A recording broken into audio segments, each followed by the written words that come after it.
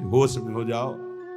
यदि अभी तक पापाचरण से धन कमाया हो तो उसको ऐसी जगह दान कर दो जहां दूसरों की दवाइयां होती हो, दूसरों के कष्ट निवारण होते हो, दूसरों का उदर पोषण होता हो, वस्त्र आदि, गौओं का चारा आदि अगर हो, अधर्म पूर्वक कमाया हो तो हटा देना, नहीं मरोगे तो दुर्गति होगी और जिंदा में परिवार को नाश कर देगा वो धन। लिख लो हमारे शब्द, जिंदा में जिनके लिए तुम एकत्रित किया उनका नाश करेगा, बुद्धि का नाश, स्वास्थ्य का नाश, तांडव मचाएगा घर में अधर्म का धन, और मरोगे तब कह रहे कि तुम्हारी दुर्गति कर देगा। वही अधर्म का कमाया धन यहां बैंक में रह जाएगा, उसका कमाने का जो कर्म था वो तुम्हारी दुर्गति कर देगा। महाराज अत्रि कह रहे हैं तस्मान ग्राह्य में वही तत् सुखमानंत्यमिच्छता, इसलिए परम सुख प्राप्ति के लिए अधर्म पूर्वक धन कमाने की इच्छा मत करो। अनंत महिमा में भगवान ने धर्म की स्थापना की, पहले धर्म फिर धन, धर्म अर्थ काम मोक्ष, पहले धर्म, धर्म को आगे रख करके धन कमाओ। पहले था चाहे प्राण चले जाएं धर्म नहीं जाना चाहिए। देखा महापुरुषों को, गुरुजनों को प्राणों की बाजी लगा दी, शहीद हो गए अपने राष्ट्र पर, अपने धर्म पर, अपने भगवत भाव पर। परः पराणाम पुरुषो यस्य तुष्टो जनार्दनः सा प्राप्नोत्यक्षयम् स्थानमेतत् सत्यम मयोदितम्। इस माया से परे परमात्मा है, वह परम पुरुष जनार्दन श्री कृष्ण जिस कार्य से, जिससे संतुष्ट हो गया वही परम सुखी, वही परम धनवान, वही अक्षय पद को प्राप्त करता है। मैं सत्य सत्य सत्य कहता हूं। इसलिए मानव जीवन प्राप्त करके धर्म का आचरण करो। धर्म के द्वारा संपादित किया हुआ तुम्हारा जीवन, जितने भी कर्म, वो तुम्हें महासुख प्रदान करेंगे। ना गुणान गुणिनो हंति स्तौति मंद गुणानपि नान्य दोषेषु रमते सानसूया प्रकीर्तिताः। जब कभी किसी गुणी की तुम्हारे सामने प्रशंसा होने लगे तो खंडन मत करना, किसी के गुणों का खंडन मत करो। और जब किसी के दोषों की चर्चा होने लगे तो कान में अंगुली डाल के वहां से चले जाओ। जब किसी की महिमा गाई जा रही हो तो आनंदित होकर सुनो, भगवान की विभूति है जिसका वर्णन हो रहा है। लेकिन जब किसी की निंदा की जा रही हो तो कान में अंगुली डाल के उस सभा से निकल जाओ, क्योंकि सभा में जो जो बैठा होगा उसको सबको पाप लगेगा। द्रौपदी जी को निर्वस्त्र करने का आदेश दुर्योधन ने दिया, उठ के चले जाना चाहिए। भीष्म जी को, द्रोणाचार्य जी को, अश्वत्थामा जी को, इन बड़े बड़े महापुरुषों को नहीं गए ना, नहीं रोका ना। कुछ भी हो, अगर भीष्म जी खड़े हो जाते तो किसी की ताकत थी बोले, परिणाम क्या हुआ?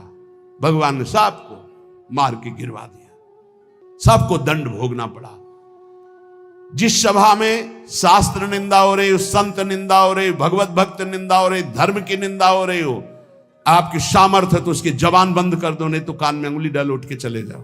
उत्तम बात यही, कान में अंगुली डालो, उठ के चले जाओ, क्योंकि सामर्थ्य की बात कानून विरुद्ध हो जाएगी। कुछ भी करना कानून के विरुद्ध होगा। परस्मिन् बंधु वर्गे वा मित्रे द्वेषे रिपौ तथा आपन्ने रक्षितव्यम तु दयैषा परिकीर्तिताः। चाहे कोई पराया, चाहे कोई अपना हो, चाहे भाई हो, चाहे दुश्मन हो, यदि आप भक्त हैं तो आपका व्यवहार राग और वैर से रहित होना चाहिए। भाई के प्रति राग नहीं और दुश्मन के प्रति वैर नहीं। अगर भारी विपत्ति में भाई फंस जाए तो हम कैसे करेंगे? उसकी दुख निवृत्ति। ऐसे अगर दुश्मन भी फंस जाए तो हम उसकी दुख निवृत्ति का कार्य करेंगे। दुश्मन है, वो हमें गाली देता है, अपमानित करता है, हमारा बुरा चाहता है, लेकिन हम उसका मंगल चाहेंगे, बोले उसे भक्त कहते हैं। उसे कहते हैं वो राग द्वेष रहित भगवान का भक्त जो दयावान है। आन संशम क्षमा सत्य महिंसा दान मार्जवम प्रीति प्रसादो माधुर्यम मार्दवम च यमादस। यम और नियम ये जिसके जीवन में होते हैं वो बहुत दैवी संपदावान माना जाता है, भागवतिक माना जाता है। यम किसे कहते हैं? ये 10 होते हैं, यम 10 और नियम 10 होते हैं। यम पहला है आनुशंसम, अक्रूरता। किसी के प्रति भी क्रूर वचन, क्रूर व्यवहार बिल्कुल नहीं होना चाहिए। क्रूरता तब आती है जब हमारे विपरीत कोई व्यवहार करता है, तब उसके बोलने की क्रूरता हो जाती है, चेष्टा में क्रूरता हो जाती है, हृदय में क्रूरता हो जाती है। अचानक आक्रमण होता है। अगर संबोधन करके आवे कि तुम्हारी परीक्षा हो रही तो शायद साधक सावधान हो जाए, पर अचानक आक्रमण माया का होता है। वो संभल ही नहीं पाता कि मेरी परीक्षा हो रही, और वो क्रूर बोल देता है, क्रूर कर्म कर देता है, क्रूर चिंतन कर देता है। इसका मतलब यम कमजोर है, यम नियम में वो कमजोर है। पहला यम है अक्रूरता। न वाणी में क्रूरता हो, न शरीर में चेष्टाओं में क्रूरता हो, न मन में क्रूरता हो, अक्रूरता। दूसरा है क्षमा। सबसे बड़ा बल है क्षमा। कोई कितना भी कैसा भी व्यवहार करे, क्षमा बल से उसे जीत लेना चाहिए। तीसरा है सत्य। सत्य के समान कोई दान नहीं, कोई पवित्रता नहीं, कोई बड़ा अनुष्ठान नहीं। वाणी से सत्य बोलने का नियम बना ले। कलिकाल है, इतना झूठ का बोलबाला है, पूछो मत। झूठ है ही झूठ, औरों से तो और जाने तो गुरु जी से झूठ। कई बार कहा है कि एक घर तो छोड़ दो गुरुदेव का, कम से कम उनके सामने तो सत्य बोलो। एक क्षण में उनसे भी झूठ, और जबकि पता है कि उनको पता हो जाएगा, फिर भी झूठ बोल देना। अरे भाई, फांसी थोड़ी लग जाएगी, डांट लग जाएगी, गुस्सा हो जाएंगे, पर हम सत्य बोल देंगे तो हमारा अपराध क्षमा हो जाएगा। सत्य एक जगह तो नियम ले लो, तो सब जगह धीरे धीरे फिर भाव मानी संख्या से सवाल हल हो जाएगा। एक जगह सत्य बोलना शुरू कर दो। वाणी में सत्य बोलना, ये यम का नियम। अक्रूरता, क्षमा और सत्य। हमारा जब वाणी में सत्य होगा तो आचरण भी सद आचरण होंगे, फिर हमारा विचार भी सद विचार होगा, और संग भी सदसंग होगा। यम अगला सत्य के बाद अहिंसा। किसी की भी हिंसा न करना, न मन से, न वचन से, न कर्म से। सत्यम, अहिंसा और दान। सुधन धन्य प्रथम गतिया की दान। बस दान का तात्पर्य इतना ही समझ लो, अहंकार रहित त्वदीयम वस्तु गोविंदम तुभ्यमेव समर्पये। हे प्रभु, आपके द्वारा दी हुई वस्तु, तो ये परिवार से थोड़ा, हमारे परिवार भर के लिए इतना प्रयोग हो गया, 10 रुपया बढ़े, बस ऐसा। ये हमने कहीं नहीं सुना। गरीब आदमी अगर एक बछिया दान करता है तो एक राजा 1 करोड़ गाय दान करे स्वर्णिम आभूषणों से अलंकृत करके, तो उस गरीब आदमी की बछिया के बराबर नहीं होगा। ध्यान रखना, जो गरीब होकर के दान करता है उसका विशेष महत्व होता है। उसकी 4 रोटी उसके पूरे जीवन के कमाई मेहनत से, और तुम 4 करोड़ ऐसे, तो उसकी रोटी के बराबर नहीं हो सकता है। इसलिए दान का विशेष महत्व धर्म द्वारा कमाया हो। जैसे एक बार हमने सत्संग में बताया था दान के विषय में, सेतुआ यज्ञ का मुदगल ऋषि, वो कभी किसी से दान नहीं लेते थे, तो शीलोंच वृत्ति के द्वारा वो अपना उदर पोषण करते। सील कहते हैं जो किसान अपना खेतों से अन्न का अधिकार ले चुका है, अब वो ऐसे खेत, उनमें जो दाने बाली पड़ा है उसे बिन लेना। उंच कहते हैं जो बाजार में जहां अन्न की बाजार लगी वो उठ चुकी है, इसके बाद जो दाने गिरे उनको उठा लेना। तो वो ऐसे 2-4 किलो सब मिला करके होता होगा। उससे 12 महीना सतुआ बना लेते थे, और उसको थोड़ा थोड़ा 12 महीना और उसी से तप करते थे। एक दिन वो सतुआ पिसा के रखे ही कि इतने में परीक्षार्थ के लिए भगवान अतिथि रूप में, बहुत भूखा हूं हे ऋषि, क्या हमारे उदर पोषण की व्यवस्था हो सकती है? तो उनका हाँ भी, तो साल भर के लिए सतुआ एकत्रित ही किया। वो परोसते गए, वो पाते गए, और पूरा साल भर के लिए जो एकत्रित किया था वो सब सतुआ पा गए। चाट चाट के पा लिया कुछ, तो उनका भगवान पूरे साल की व्यवस्था इतनी, जब इसके आगे तो है ही नहीं। उनका चलो हम छक भी गए हैं बहुत, और डकार ली और चले।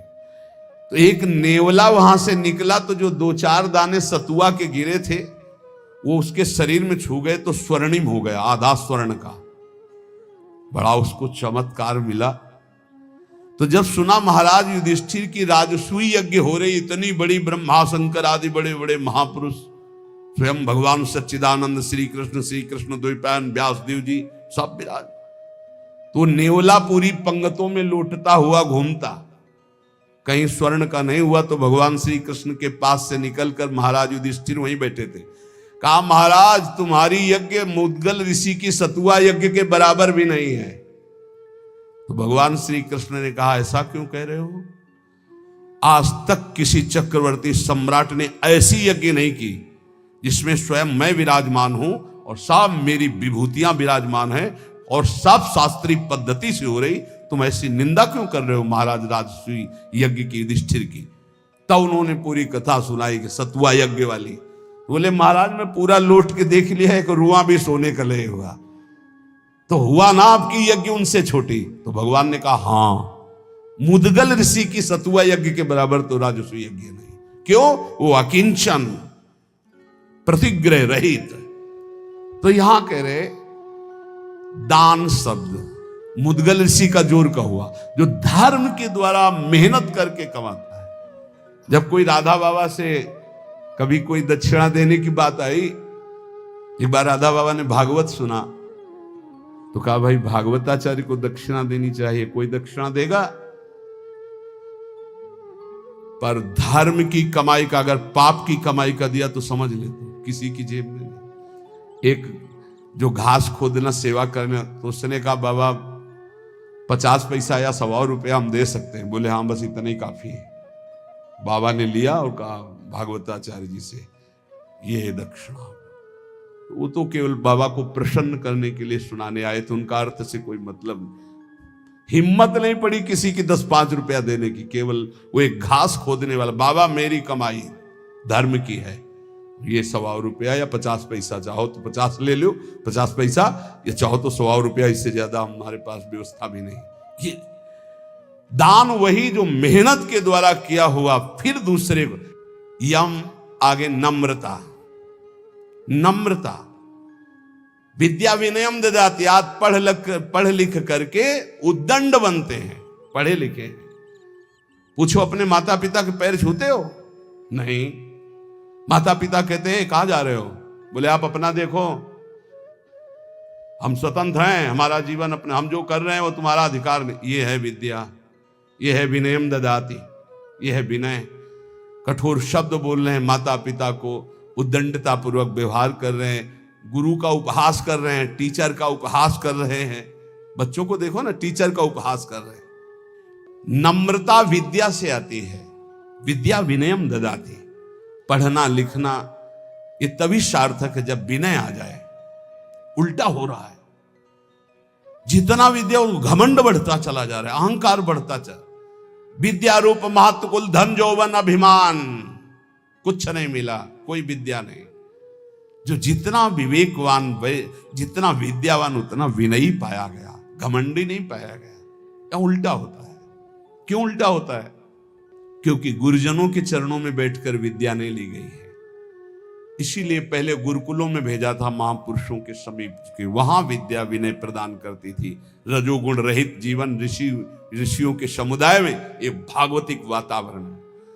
नम्रता, फिर है सबसे प्रीति, सब जीवन सुप्रीति रीति निभाता अपनी, सबसे प्रेम का व्यवहार, लेकिन निष्काम, किसी से कोई कामना नहीं। फिर यम में आता है प्रसन्नता, संतुष्टायन के, हर स्थिति में तुम्हारा मन प्रसन्न होना चाहिए। फिर मधुर वाणी, जब बोलो हंस बोले बहु मान दे, परुख वचन कबहु न कहाए। और कोमलता, हृदय बड़ा कोमल होना चाहिए। ये 10 लक्षण यम कहलाते हैं। कहा जाता है ना, यम नियमों का पालन करने से ही भगवत प्राप्ति होती है। तो अक्रूरता, क्षमा, सत्य, अहिंसा, दान, नम्रता, प्रीति, प्रसन्नता, मधुरवाणी, कोमलता, ये 10 यम हैं और ये 10 नियम हैं। शरीर की पवित्रता, वस्त्र की पवित्रता और मन की पवित्रता, तीनों पवित्र होने चाहिए। बिल्कुल ऐसे पशुता हो रहे, हाथ कोई धो ले तो बड़ी बात है, पहले जल लेके साधु लंगोटा सोटा कमंडल, ये बिल्कुल अब इतना वीआईपी है कि कमंडल रखना बेइज्जती की बात हो जाएगी ना। बाबा जी कमंडल कैसे, कमंडल है, डंडा है, बंधा लंगोटा, काछ वाछ मन निश्चल राखे, धन धन जननी तेरी। रास्ते में लघु शंका लगी तो कैसे हो गए? आचमन करना है, मूत्रेंद्री का प्रक्षालन करके, हस्त प्रक्षालन करके, आचमन करके, तप है पवित्रता का। ऐसे पूरा शुद्ध वातावरण, शरीर पवित्र, वस्त्र पवित्र, मन पवित्र। नियम, सबसे पहला नियम पवित्रता, शरीर पवित्र, वस्त्र पवित्र, विचार पवित्र, कितना बढ़िया जीवन होता। दूसरा नियम में है यज्ञ, तो यज्ञानाम जप यज्ञ, उसमें सबसे बड़ी यज्ञ है जप यज्ञ। राधा राधा राधा, नियम ले लो जप यज्ञ का। नियम में तीसरा है तप, अपने धर्म का पालन करते हुए जो आपको कष्ट मिलता है उसको सहना तपस्या कहते हैं। जैसे आप प्रातःकालीन वेला में, प्रातःकालीन क्या, अर्धरात्रि वेला में जगते हैं। प्रातःकाल तो 4 बजे से होता है, यहां तो अखंड कीर्तन ही चलता रहता है, पर रोड में हम जब 2 सवा 2 बजे उतरते हैं तो 10-20 हजार लोग खड़े होते हैं और सब साधक जन सेवा में रहते हैं, तो इसका मतलब 1 बजे जगे होंगे, तब तो वहां सेवा में पहुंचे। और वो लोग तो हो सकता है कोई 12 बजे से खड़ा हो, कोई 11 बजे से, कोई 1 बजे से। अब जो नींद नहीं लिया, जो कष्ट से, इसे तपस्या के, इससे पाप क्षीण होते हैं, इससे बहुत लाभ प्राप्त होता है। ये बाहरी तपस्या है। समय से स्नान करना, चाहे गर्मी हो चाहे सर्दी हो, समय से अपनी दिनचर्या में आना, चाहे जितना कष्ट हो, ये बाह्य तपस्या में होता है। भोजन आदि ना मिल पाना, फिर भी अपनी दिनचर्या करना। और आंतरिक तपस्या मानी जाती काम क्रोध लोभ आदि को सहना, इनको सहना आंतरिक तपस्या कहे। इन तपस्याओं के अलावा और भी बहुत सी तपस्याओं का वर्णन, पर वो खास बात नहीं। आए हुए वेग को सह जाए सो महात्मा, काम के वेग को, क्रोध के, लोभ के, मोह के वेग को जो सह जाए, ये सबसे बड़ी तपस्या। नियम पवित्रता, नियम जप, नियम तप, कष्ट सहने का स्वभाव, नियम दूसरों को सुख देने का स्वभाव। आओ बैठो बैठो, मृदु भाषण। आप जल पिएंगे? अच्छा, श्री जी का कुछ भोग लगा, आप थोड़ा प्रसाद पा लीजिए। मृदु व्यवहार, सरल व्यवहार। स्वाध्याय नियम, आपका नियम होना चाहिए स्वाध्याय का, ये नियम के अंतर्गत आते। स्वाध्याय नियम पूर्वक, और नियम जनेन्द्री का निग्रह अर्थात ब्रह्मचर्य। नियम में ब्रह्मचर्य व्रत बहुत जोर की बात। गृहस्थ है तो संयम पूर्वक विरक्त है, जनेन्द्री का संयम ब्रह्मचर्य। और मौन व्रत, वाणी का मौन व्रत, ये नियम। और अल्पाहार का नियम या उपवास का नियम, बहुत बड़ा भजन में इसका प्रभाव पड़ता है। आपका अधिक भोजन पाने से जो भजन में शक्ति लगनी चाहिए वो भोजन पचाने में लगती, इसलिए भजन में रुचि नहीं होगी, ध्यान रखना। या तो अल्पाहार और या फिर कभी कभी उपवास, पर सेवा नहीं छोड़ना। श्री सुदामा दास जी महाराज सुदामा कुटी के स्वयं आटा मांग कर लाते, स्वयं उपला बिनते, फिर रोटियां बनाते, फिर संतों को पवाते। उनकी मेहनत ऐसा रंग लाई कि तब से लेके आज तक शास्त्रों संतों की सेवा ऐसे होती रहती है। अपरिचित कोई भी संत जाए, पाए और बना रहे। बारंडा बड़े बड़े बने, आसन लगाए, 10-5 दिन खाए पिए पड़ा रहे। आज भी वो सेवा चल रही। संत सेवा अगर मिल जाए, परोसना है, पत्तल उठाना है, पोछा लगा, ये अहोभाग्य समझा जाए।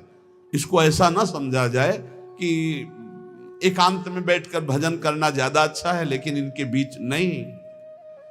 मन की गति को संभाल पाना बहुत कठिन है। आज एकांत के लिए भजन के लिए कर रहा है, कल एकांत के लिए भोग के लिए कहेगा। इसका कोई विश्वास नहीं। गुरु प्रदत्त दिनचर्या को कभी न तोड़ा जाए, और 10 वर्ष एक ही दिनचर्या चलाई जाए, मन शांत हो जाएगा, अपने आप देख लेना। ये नियम है। अल्पाहार नियम बना लो अल्पाहार का। एक साधु की, साधक की दिनचर्या भोजन की होनी चाहिए। इतनी रोटी, इतना चावल, इतनी सब्जी, इतना दाल, वो नियम है, उतना ही पाना है। कुछ भी हो, अच्छे से अच्छा पदार्थ हो, एक नियमावली भोजन की होनी चाहिए। और स्नान 3 बार, ब्रह्मचारी 3 बार स्नान होना ही चाहिए। 24 घंटे में 3 बार स्नान। वो शरीर सुख के लिए नहीं, जैसे अब सोने जा रहे हैं तो कोई स्नान करते हैं, नहीं, कदापि नहीं, दिनचर्या के विरुद्ध नहीं। एक प्रातः जो अभी 1:30-2 बजे हुआ, और एक पुनः अगर आपका दिनचर्या का क्रम में 8 बजे, 9 बजे, 10 बजे जैसे स्नान का हो, फिर एक सायं 4 बजे, 5 बजे, बस। अपने का तो 2-3 घंटे बाद ही पुनः स्नान होता है, फिर सायं होता है। 3 स्नान जीवन हो गए, 3 स्नान जीवन। अगर कहीं पेट खराब हो गया तो जय बार फिर अर्ध स्नान करना ही करना है। ये 10 नियम और 10 यम ये साधक के जीवन में होने ही चाहिए। नियम पवित्रता का, जप का, तप का अर्थात कष्ट सहने का, दूसरों को सुख देने का, स्वाध्याय करने का, ब्रह्मचर्य का, मौन का, उपवास का, स्नान का, ये नियम होने चाहिए। नियम होने चाहिए। इसमें ये नहीं देखा जाता है स्नान का कि शौच लगी है तो ठीक है, शौच नहीं लगी तो चलो नहीं करते स्नान, इसका नहीं। एक नियम अपने लोगों की दिनचर्या रही। यहां तो बाथरूम, शौचालय गंगा किनारे, जब शीत वायु चल रही तब 3 बार स्नान, और पूरी जटाओं के सहित। ये जो घंटों जटाओं से गंगा जल गिरता रहता था, ऐसे टपकता रहता, पूरा शरीर कांपता रहता। वहां ये थोड़ी देखना है कि शरीर को क्या हो रहा है, वहां भगवत प्राप्ति करनी है। आगे कह रहे हैं महर्षि विश्वामित्र जी की वाणी, निज अनुभव कह रहे हैं। कामम कामायमानस्य यदि कामः समृद्ध्यति अथैनम अपरः कामो भूयो विद्यति बाणवत। हे भाई, सबसे ज्यादा पतन का कार्य होता है काम भोग। ये ऐसा विकल कर देता है भोग के लिए कि सब प्राणी को, पशु पक्षी मनुष्य देवता कोई भी, ये सब विकल कर देता है कि रुक पाना बहुत कठिन होता है। फिर जहां उसको भोगा गया तो उसकी नवीन कामना, फिर नवीन कामना, फिर नवीन कामना। यदि कामा समध्यति तो अथैनम अपरः कामो भूयो विद्यति बाणवत। बाण के समान हृदय को बेधता रहता है काम, बार बार बार बार। इसलिए जिसको काम वेदना पर शांति प्राप्त करनी तो उसे भोगना बंद करना पड़ेगा। जैसे कुम्हार अपनी मटकी को खूब ठोक बजा के देख लेता है कहीं से फूटी तो नहीं, तब बाजार में रखता है, ऐसे ही भगवान और गुरुजन ठोक बजा के देख लेते हैं बिल्कुल पक्का, तो जा, अब जा, तुझे माया त्रिभुवन में त्रिकाल में भी कभी परास्त नहीं कर सकती। देखो एक चीज ध्यान रखना, गुरुजनों की आंतरिक वृत्ति को पहचानना चाहिए, इनकी इच्छा क्या है। गुरुजनों की इच्छा को समझो। जैसे भगवान नाना प्रकार की भोग सामग्री सामने भेजेंगे तो आप सोचो कि भगवान के द्वारा ही तो भेजी हुई, नहीं। आपको देखना है भगवान की इच्छा क्या है, तो गीता पढ़िए। गीता जी में भगवान आप बोल रहे हैं ऐसा करो ऐसा ना करो। ऐसे गुरुजन जब बोलते हैं तो उनकी बात पकड़ो, इसके बाद वही सामग्री आपको देंगे, ये लो ये लो ये लो, तो आपको पकड़ना नहीं। आपने कहा था, नहीं नहीं आप लीजिए खाइए, आप कह तो रहे लेकिन आपने कहा था कि नहीं खाना है, तो हम ही कह रहे हैं खाइए ना। हमें लगता है आपने कहा था कि नहीं खाना तो हमें नहीं खाना चाहिए, तो देख लो फिर तुम जैसा। अंदर अंदर वो खुश हो रहे हैं, शाबाश शाबाश, निकल जा निकल जा। नहीं, मान लो आप खा लीजिए ना। महाराज जी हमारा, आपने कहा था नहीं खाना चाहिए, वो बहुत सुंदर चल रहा है। चलो भाई ठीक है। उस समय सोचिएगा नहीं कि नाराज हो रहे हैं, पक्की मानिएगा।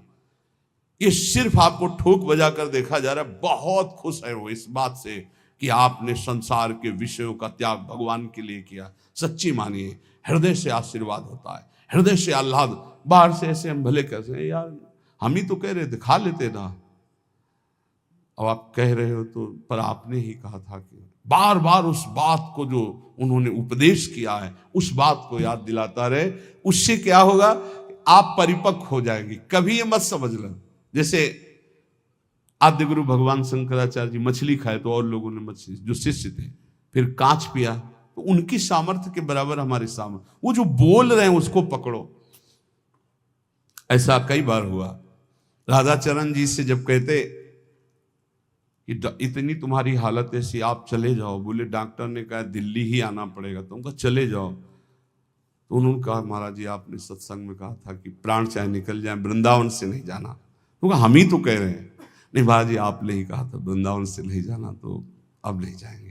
नहीं, हम ही कह रहे हैं आप चले जाओ। आप यहाँ जरूर कह रहे हो, लेकिन फिर सत्संग में आप फिर कहोगे कि धन्य है उसका जीवन जो मरणासन वृंदावन वास कर। महाराज जी अब नहीं जाएंगे हम। देख लो भाई, रोग भी वो जो सड़न हुई थी अपने आप ठीक हो गई, और इस समय श्री जी की सेवा में है। ये सब हितजू के महल में विराजमान है। सब हरिवंश महाप्रभु के श्री हरिवंश शरण जे आए, श्री वृषभान कुंवर नंद नंदन निजकर अपनी चिट्ठी चढ़ाए। न जातु कामा कामानाम उपभोगे न साम्यति, हविषा कृष्ण वर्तमेव भूय एवाभिवर्धते, कामान अभिलषन् मोहान न नरः सुख मेधते। जो कभी ये सोच लेता है कि एक बार भोग लूं मेरी इच्छा शांत हो जाएगी, बहुत धोखे में हो गया, दलदल में कूद गया। अब जैसे आग में घी डाल दे तो प्रज्वलित हो जाती। जे ही भोग की कामना से भोग मिला, वो आग पैदा हो गई कि वो भ्रष्ट होता चला जाएगा।